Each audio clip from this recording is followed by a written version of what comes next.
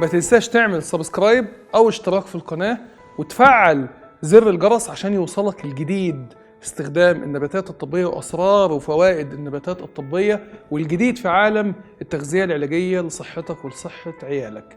اشوفك على خير.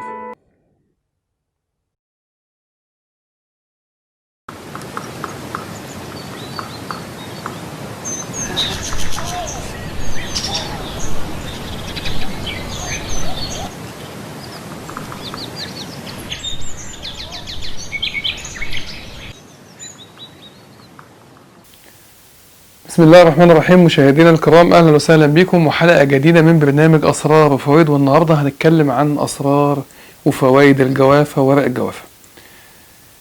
قبل ما نتكلم عن اسرار وفوائد الجوافه وقبل ما نتكلم عن الابحاث والدراسات اللي اتعملت عن الجوافه، هنتكلم الاول في فقره المعلومات العامه عن الجوافه.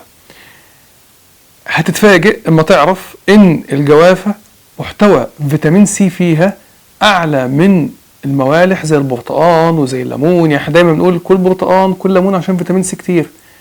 رايك بقى ان الجوافه اعلى في المحتوى بتاع فيتامين سي من الليمون والبرتقان؟ يبقى ده رقم واحد، دي المعلومه الاولى.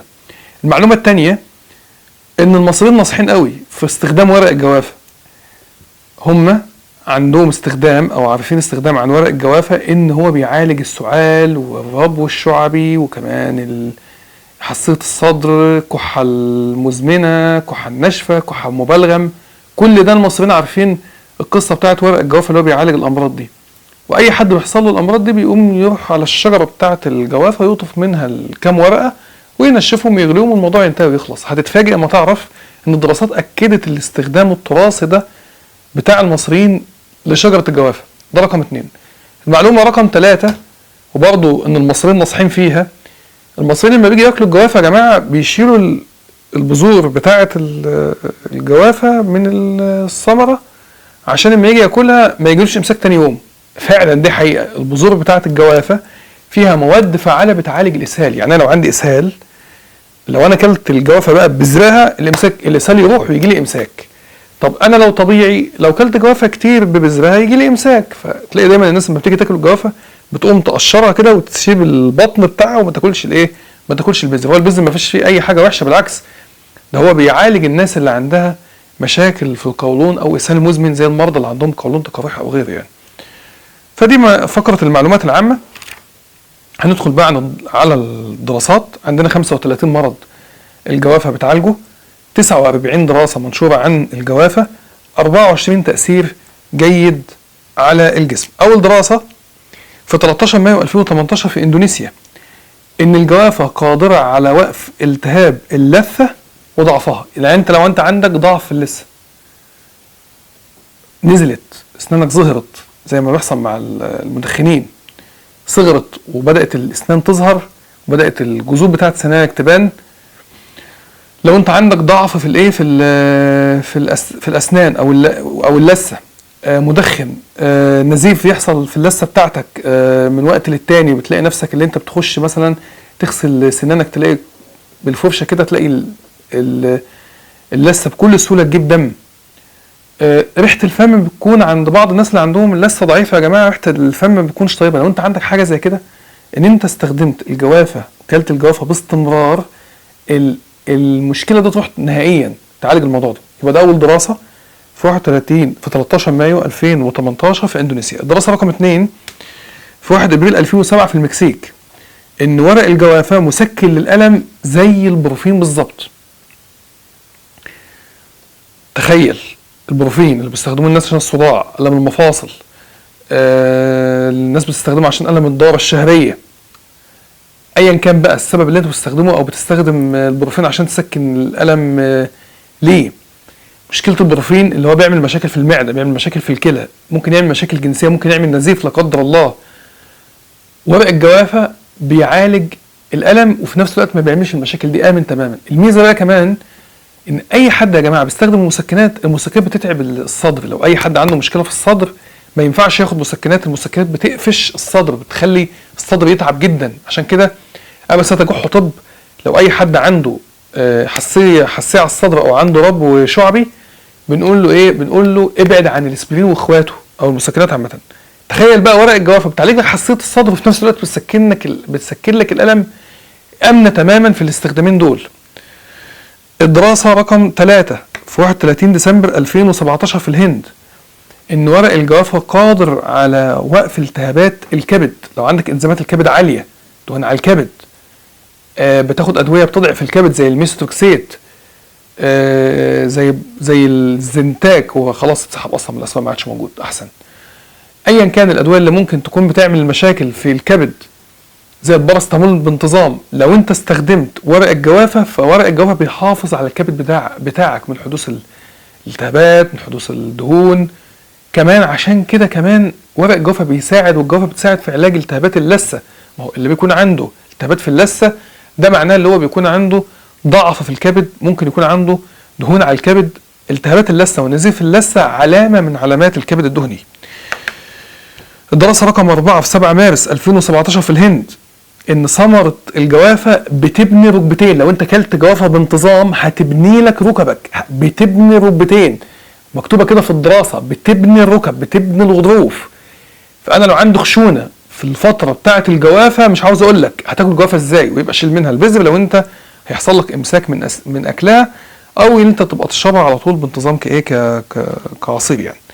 طبعا الشيء اللي بيبني المفصل بتاع الركبه يا جماعه طبيعي جدا اللي هو بيكون بيبني كمان المفاصل بتاعه الظهر، الغضاريف. فانت لو عندك انزلاقات غضروفيه، عندك خشونه في الركب، عندك اي مشاكل مرتبطه بالمفاصل، عليك وعلى الجوافه. الجوافه هتعالج لك الالتهابات دي وهتبني لك المفصل تاني. يعني المرضى اللي بيكون عندهم يا جماعه التشوهات بتاعه المفاصل، المرضى بتوع الروماتويد، بيكون يعني الخشونه وصلت لحد ان المفصل اصلا اتجمد، اتشوه، ما عادش بيتحرك.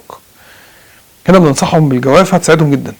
الدراسه رقم 5 هي صراحه شفاء يعني، في 23 ابريل 2018 في هونج كونج، ان ورق الجوافه بيساعد في بناء الجلايكوجين.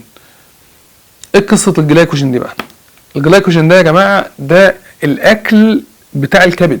يعني الكبد لما يحب ياكل، هو والكلى والقلب، الثلاثه دول، والعضلات الاربعه دول، الكلى والقلب والكلى والقلب والكبد والعضلات، لما يحب ياكلوا مصدر اكلهم، العيش بتاعهم هو ماده الجلايكوجين.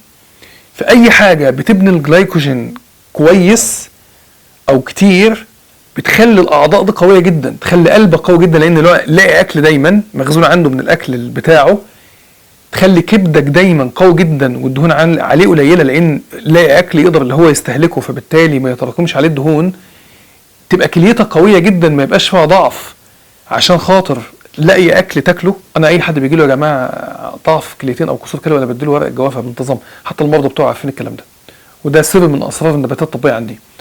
بتلاقي دايما عضلاتك قويه، لان الجوافه بتقوي العضلات، لانها بتاكلها، بتلاقي الاكل بتاع العضلات موجود. فانت لو عندك ضعف في اي عضو من الاعضاء الاربعه اللي احنا قلنا عليهم دول، عليك وعلى ورق الجوافه وشرب ورق الجوافه بانتظام، هتقوي لك الاعضاء دي. الدراسه رقم 6 في 9 يناير 2020 في الهند، ان الجوافه علاج الاسهال. ده اللي قلته في اول الكلام في المقدمه، اما انت يكون عندك امساك بسبب، او اسهال انا اسف، بسبب التهاب قولون تقرحي، التهاب في القولون، اكلت اكل مش نظيف، عليك وعلى الجوافه بذرها هتوقف لك الاسهال ده خالص. الدراسه رقم 7 في 31 ديسمبر 2015 في كوريا، ان ورق الجوافه بتمنع ضرر الفركتوز على الكبد. زي ما انا قلت في الدراسه اللي هي اتعملت في 31 ديسمبر 2017 في الهند، ان ورق الجوافه بيعالج التهابات الكبد. او في دراسه ثانيه اهي في 31 ديسمبر 2015 في كوريا بتؤكد ان الجوافه بتقوي الكبد. السبب رقم 3 في تقويه الكبد، او الدراسه رقم 3 او الرابعه اللي بتؤكد دور الجوافه في تقويه الكبد. اول دراسه اللي قالت ان الجوافه بتقوي اللثه، فبالتالي بتقوي الكبد، لان احنا قلنا اي حاجه بتقوي اللثتين هي بتقوي الكبد، لان اللثه مرتبطه ارتباط وسيط بالكبد. ده رقم 1. رقم 2 الدراسه اللي قالت في الهند ان الجوافه بتعالج التهابات الكبد. رقم 3 ان الدراسه اتعملت في هونج كونج اللي بتقول ان الجوافه بتبني الجلايكوجين، فبالتالي بتقوي الكبد. اهو 3 دراسات او 4 دراسه رابعه كمان اللي بتقول ان في كوريا في 31 ديسمبر 2015 ان ورق الجوافه بتمنع ضرر الفركتوز اللي هو السكر بمعنى اصح على الكبد، فبالتالي بيؤكد كل هذا الكلام ان الجوافة عنصر فعال جدا جدا جدا في تقوية الكبد من كل النواحي. كبدك ده مهم جدا يا جماعة، ده بيعمل 500 وظيفة. كل ما الكبد يكون قوي كل ما انت جسمك يكون قوي جدا. الدراسة رقم 8 في 1 نوفمبر 1999 في تايلاند ان ورق الجوافة مضاد للبكتيريا اللي بتصيب الصدر وبتعمل فيه التهاب، ومضاد لحساسية الصدر. اي حد عنده حساسية صدر، ده بيؤكد الكلام اللي كان بيعمله المصريين ان اي حد عنده ضعف في الرئتين، كحة، سعال، حساسية صدر، كحة ناشفة، كحة بلغم، ربو شعبي، دايما بنقول للمريض اغلي ورق الجوافة واشربه بانتظام. يا رب تكون حلقة النهاردة من أسرار وفوائد تكون عجبتكم. يا ريت بعد إذنك اللي أنت تعمل لايك للفيديو، وتعمل ما تنساش اللي أنت تعمل طبعا سبسكرايب في القناة، وتفعل زر الجرس عشان يوصلك الجديد دايما في عالم النباتات الطبية والتغذية العلاجية. لو أنت ليك أي سؤال أو أي طلب أو أي استفسار خاص بالنباتات الطبية اكتب الكلام ده في الكومنتات، وكمان في صندوق الوصف هتلاقي الرابط بتاع موقع الصحة والغذاء، هتلاقي فيه كل الخلاصات بتاعت النباتات الطبية، وبالمناسبة هتلاقي فيه كمان خلاصة ورق الجوافة إن تحب. ما تنساش ان انت تشير الحلقة على الفيسبوك وعلى الواتساب. شكرا جزيلا والى اللقاء.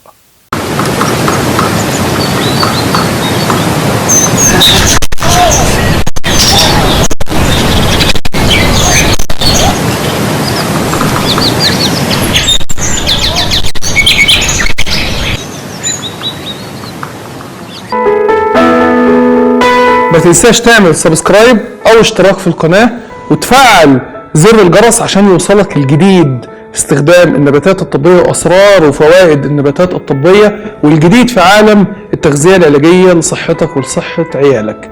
اشوفك على خير.